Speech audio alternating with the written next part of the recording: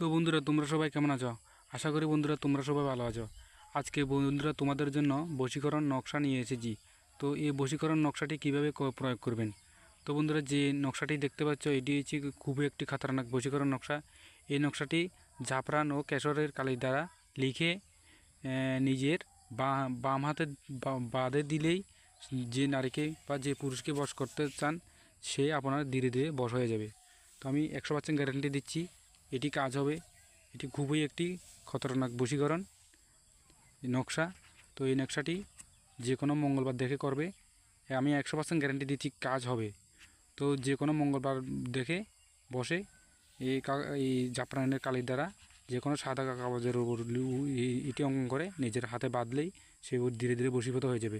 তো বন্ধুরা, ভিডিওটি যদি ভালো লেগে থাকে তোমরা চ্যানেলটি সাবস্ক্রাইব করে পাশে থাকা বেল আইকনটি অল প্রেস করে দাও পরবর্তী ভিডিওর জন্য। তো দেখা হচ্ছে তোমাদের সাথে যে কোনো পরবর্তী ভিডিও নিয়ে। তো অসংখ্য ধন্যবাদ।